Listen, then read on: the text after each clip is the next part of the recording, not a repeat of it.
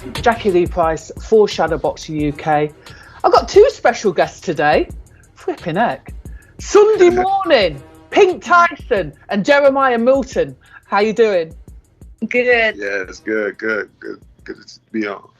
Yeah, we just got done fighting over here in the U.S., so we fought on the top-ranked card in Tulsa, Oklahoma, ESPN.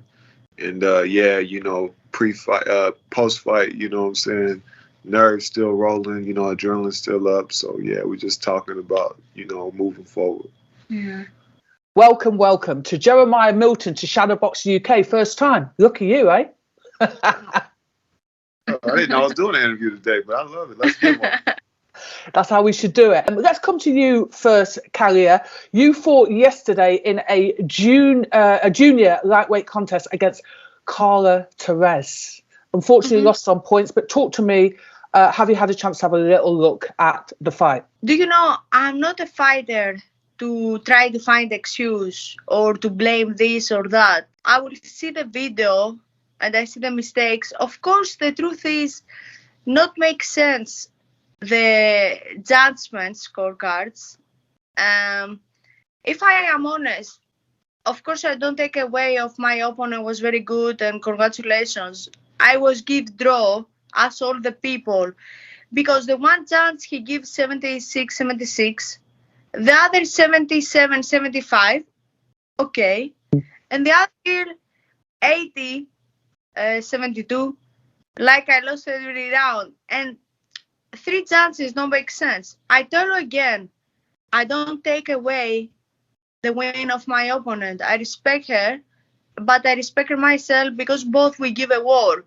But if you see the three judges don't make sense.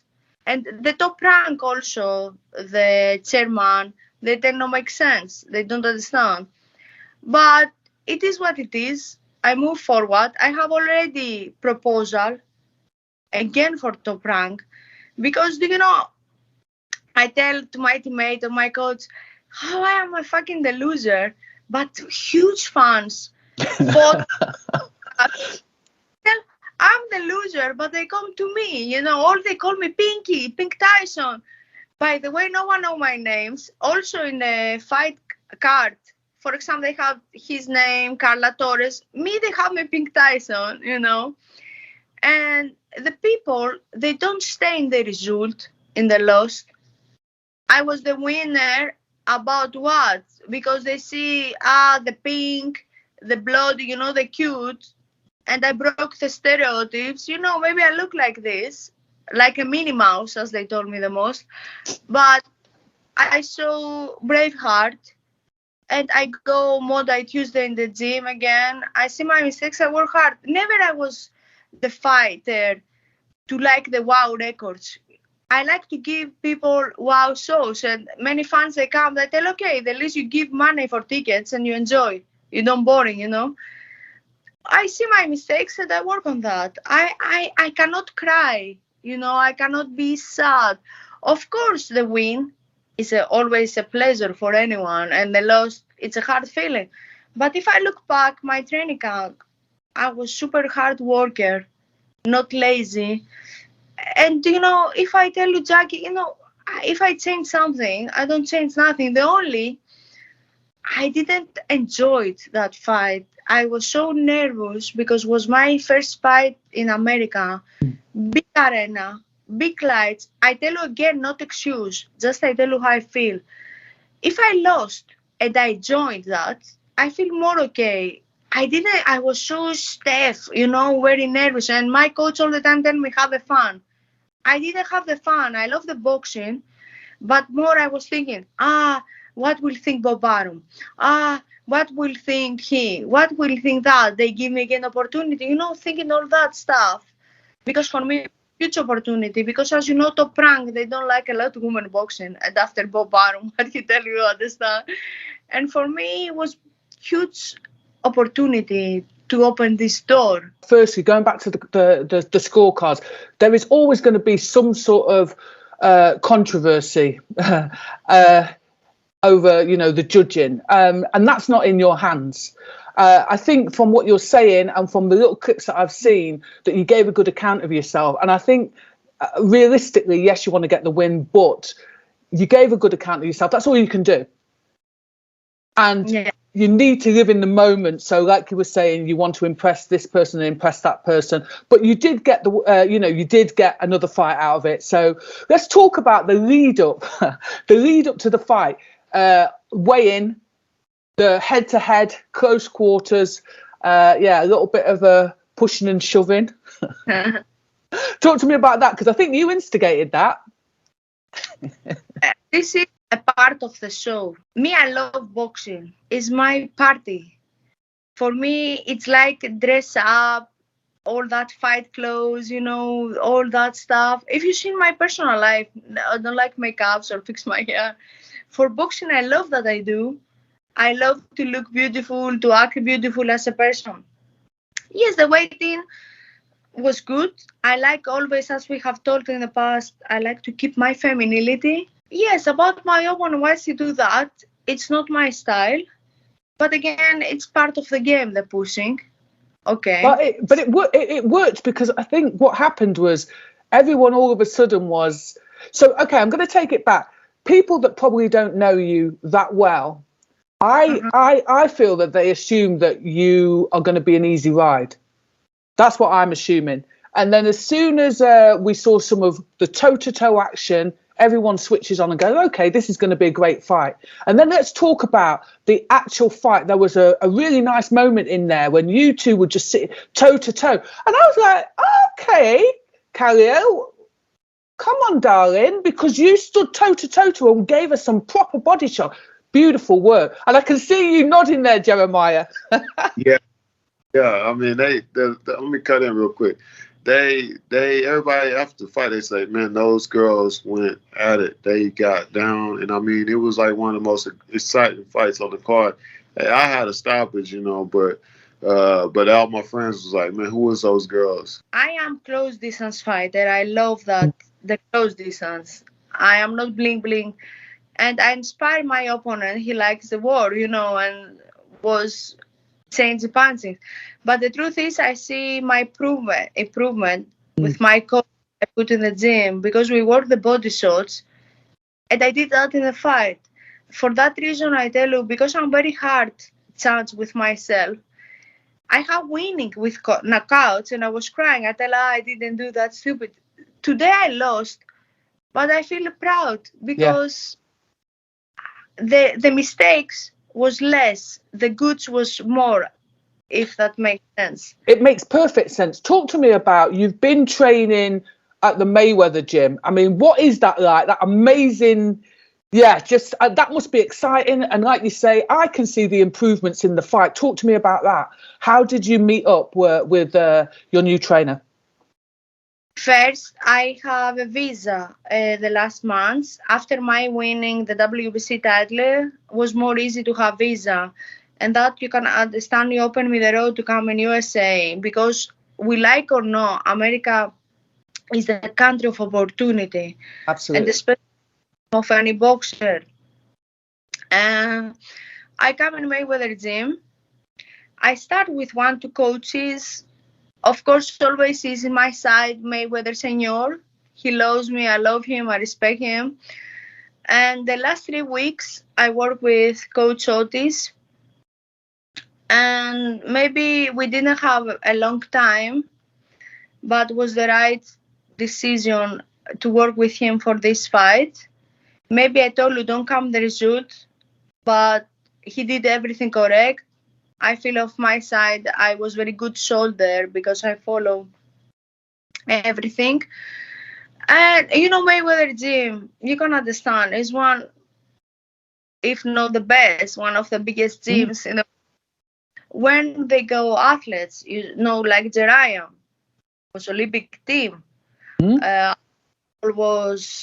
are world champions, or Mayweather come to train.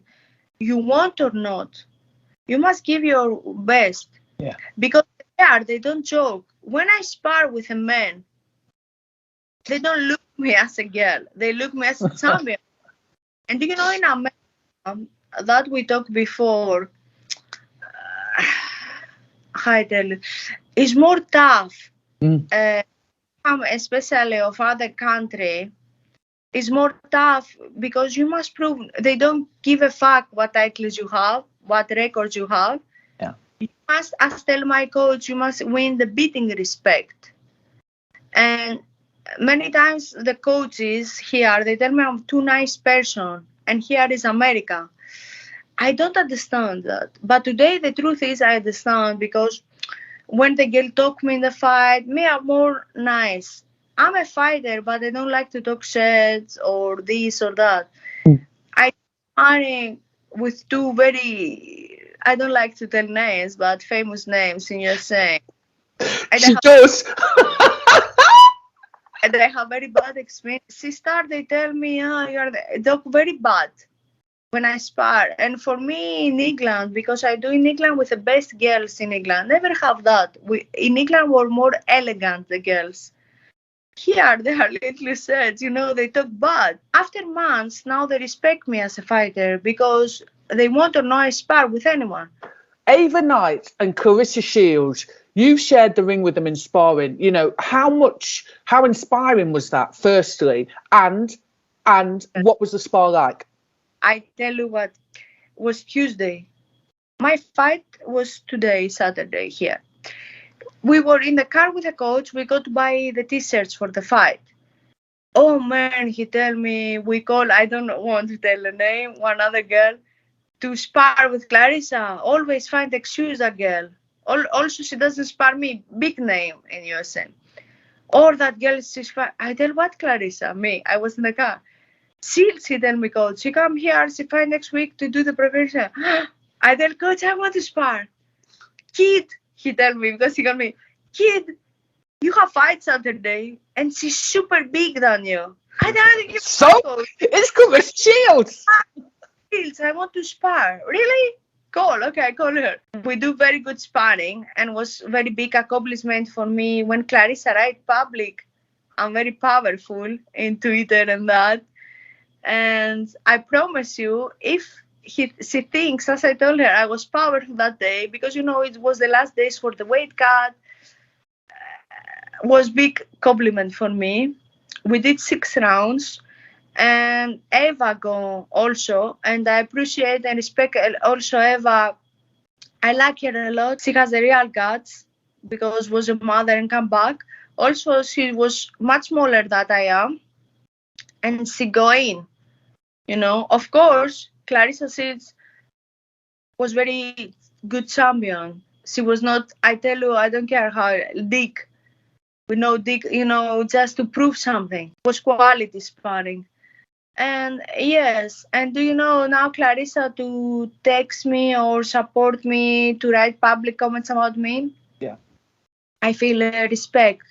She is very respectful to other female fighters, which is and is always encouraging other female fighters, which I think is great. Let's talk to Jeremiah. He's been sitting there patiently whilst 2 women go at it. Congratulations, firstly, on your KO win last night. You are now 4-0.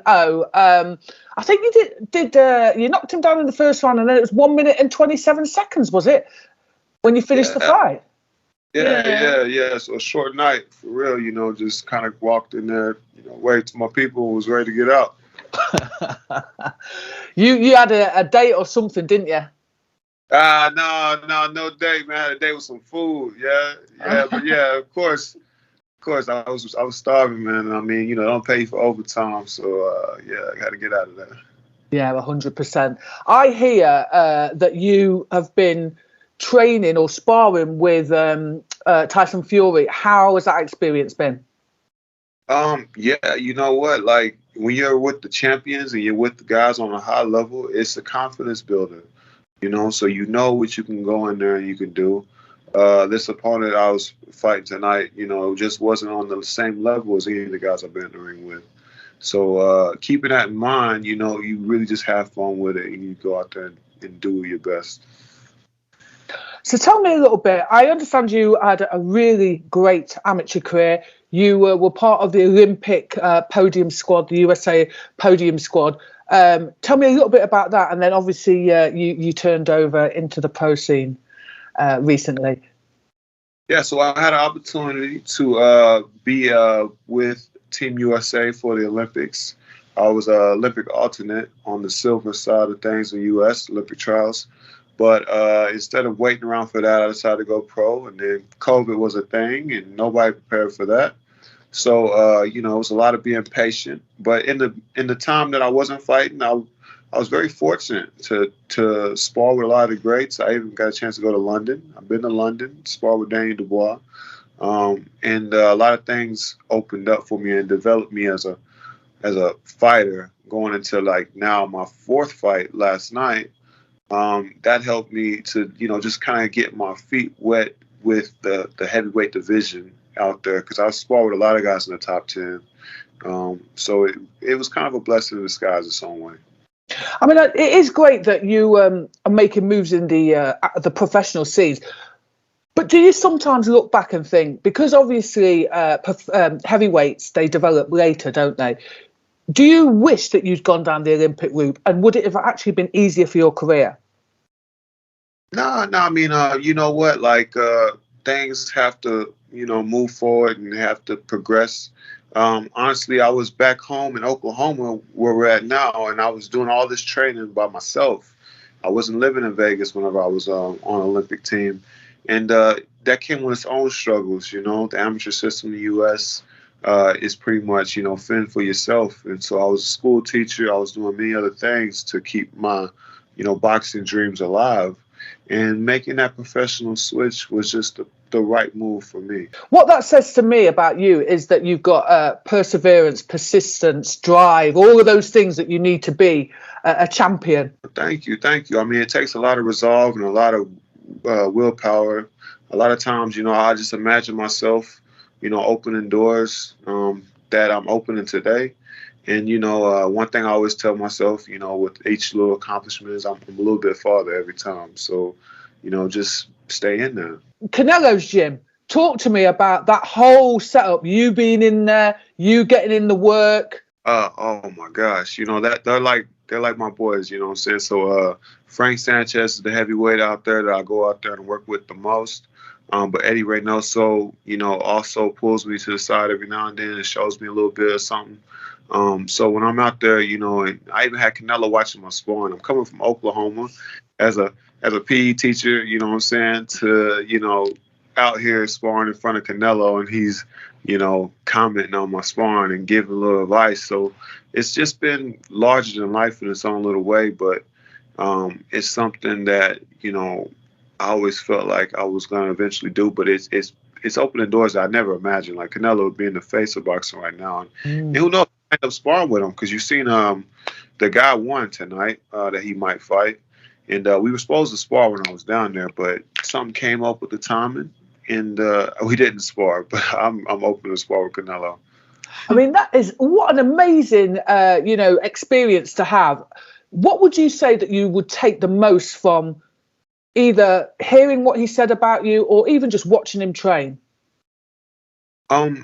So that's the beautiful thing about all these camps is you watch what these guys do and what makes them great. And, being a visual learner like I am, you can come back and you can apply these things to your own training. And that's the biggest thing, what I'm saying? So we work at the same gym and we've just brainstorming all night about, even with a win, even with a close defeat, what I'm saying? How can we improve? And, the blueprint is out there. With Canelo's gym, they're doing a lot of things right. They're on like their 9th or 10th consecutive win out of that gym as a team. So a lot of things you want to copy from them. And it really is just a lot of work, great work habits.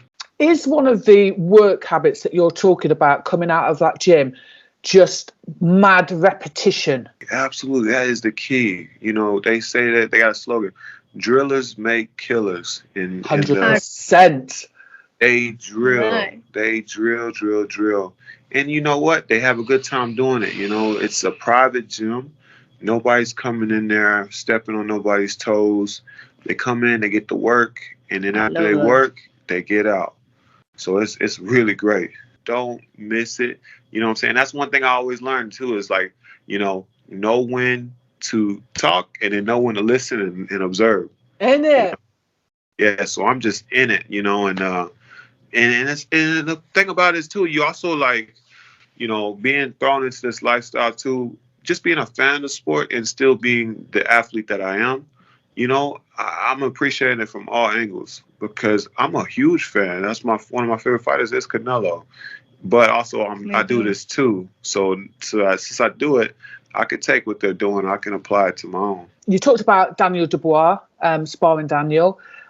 What other fighters do you like to watch from the UK? Oh, that I like to watch. I mean, of course, Tyson Fury. You know what I'm saying? We got to give it up. We got to give it up. I'm going to shout him out every time, champ. And then you have, you know what I'm saying, another good guy over there is Joe Joyce, you know, who fought. And I mean, Joe is just, he is something different. He is a great heavyweight, man, because he's very awkward, his movements and his motor. So yeah, Joe Joyce is well on his way to do something great this year. You know what I'm saying? And I watch a lot of guys that are coming out of there. You know, I hope to, you know, get my numbers up so I can catch a fight with David Adelaide. But other than that, you know what I'm saying? Yeah, UK has some talent. Yeah, Johnny Fisher's doing this thing. Yes, Johnny, I was at his gym the other week. Very good. Mm-hmm. Yeah, Johnny's doing his thing. Him and his dad, you know, selling out the tickets.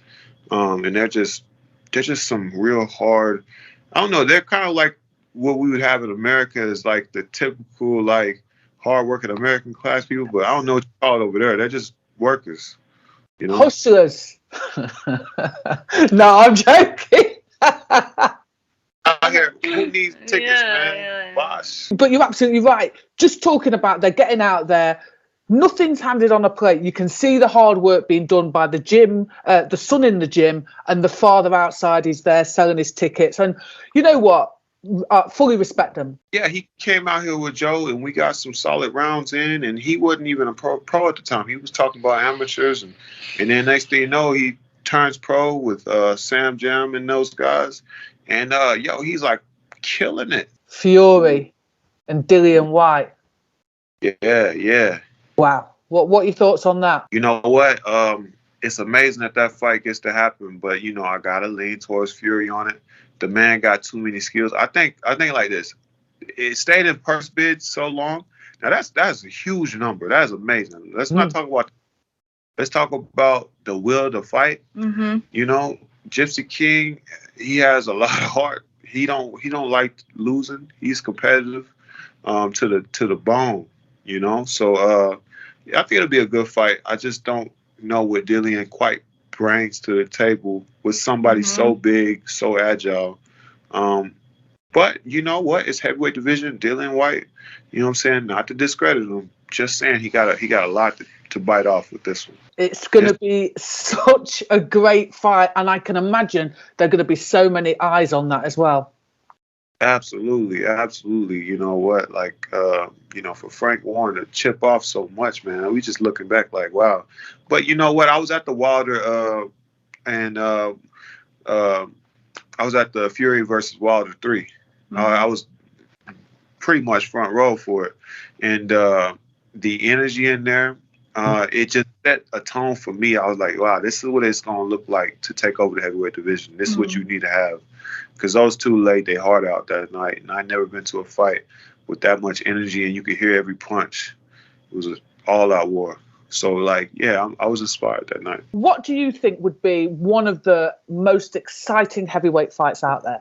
I think the most exciting heavyweight fight currently is Fury versus Usyk on the, you know, details that both of them are still undefeated.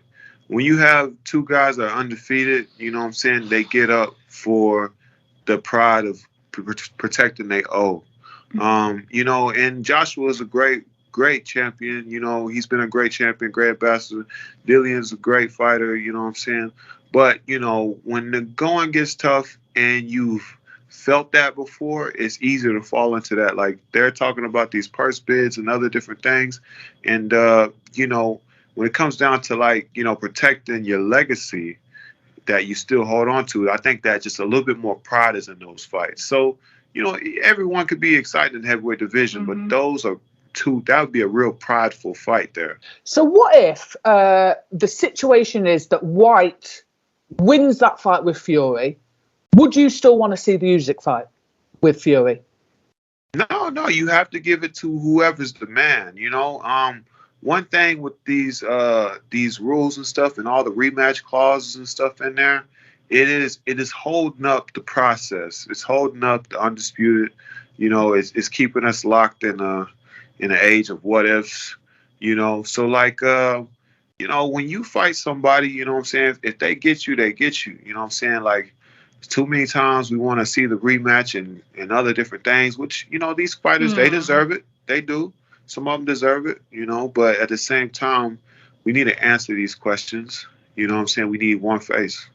Deontay was talking about it for a while, one face. And, he was unfortunate. My fellow American couldn't pull it off. Fury was too much. Obviously, Anthony Joshua lost the fight against Usyk. The rematch clause, there is one in there. There's been a lot of, I don't know if you know, there's been a lot of talk backwards and forwards over the last week or so of whether allegedly AJ was offered $15 million to step aside. He said he wasn't going to step aside. Then it was supposed to be Usyk and Fury. Now it's not Usyk and Fury. So do you think, number one, that AJ and Usyk are going to go at it again this year? And if so, who will be triumphant? You know what? I think that they might actually end up doing it just because the Dillian White thing is kind of locked in now. Mm-hmm. I think they go ahead and, let that come to a rest. I could fancy AJ in it if he takes a whole nother approach. I think, he wasn't so far outclassed. Like, yeah, he was losing a lot of those rounds. And even the rounds they gave him, some of those are questionable. But, AJ's thing is he has to remember that he is AJ. He can box and he can fight. You can't outbox a master boxer, but you can land that punch. You got to commit to those shots. Usyk's face was pretty heavily worn out from that fight, but he has to commit to those hard punches early, not go probing so much, and be the bigger man, and maybe he gets him out of there. By the way, I respect so much Anthony Joshua. Maybe my favorite is Tyson Fury. Never go out with excuse, blah, blah, blah, blah, like a little girl. I love his attitude, his mentality. It's okay, nothing go wrong. It was not my night. We go in the gym to work. That gives me so inspiration, as a fighter. And Joshua, for me, it's a real role model for the sport. Also, you mentioned David Adeleo. Have you, have you sort of just been watching his fights, or have you sparred him at all? What means flinching? What means flinching? He flinched more times in a round than he threw punches. And he had a knockout against somebody where he put him up against the ropes. I just think it'd be good because, we got the same body frame. You know what? And I'm not just talking crap. He's doing all right over there. But I like that fight. I just, I think it'd be good. He has a good little following, and, we kind of similar, in style. If you continue the knockouts with 1 minute and 27 seconds, I don't think he goes. But it would be a good fight. It would be a good fight. USA versus UK. Yeah, just a little stir the pot up a little bit. I like a lot of guys over there in UK, man. But it's heavyweight division. We all gotta cross paths eventually. There was 3 names that turned it down. This fight for me that I know these guys. I'm like, oh dang, you offered that guy to fight. Yeah. But the heavyweight division is small, even in America. A lot of these guys. And that's the good thing about it. So I'm fighting guys that already fight other people. Mm-hmm. That were farther in their career or bigger names. So I'm trying to showcase what I can do as well, up against the same opponent, but I got to do it in my own fashion. But yeah, I go in there, I'm boxing. I'm not necessarily looking for any type of knockouts, but them gloves are just they feel so right. And it just happens. Hold on. You cannot skip over. There were a few names that we offered it to, and they said no. Yeah. Hey, I guess we just gotta bring more money. I don't know, you know what I'm saying? But we'll fight. Okay, give us a little cheese. Look. We'll talk after. Why they risk? Yeah, you know what? But it's it's funny. Like being out here sparring, the word travels around fast, and that really hooked me up. So I'm sparring with Charles Martin. Their team tells Frank Sanchez's team about me, and then that puts me over at Canelo's gym. And then somebody hooked me up with Charles Martin when I was sparring in Vegas. He called Charles and was like, I got a guy, I'm not going to be able to make it, but this guy will give you great work. And then they're like, you're not a sparring partner. Come on down. Then Frank and them, they were surprised. But I just came from sparring Tyson Fury. They had no idea. They were like, oh, this guy is not a sparring partner. He's good, but we still going to keep him. Just wanted to say thank you very much for giving us your time, and congratulations on your performances yesterday. Thank you so much. Thank you for your time, and always we support. You have brilliant side. You support boxing. You do brilliant job. Nice questions, not boring.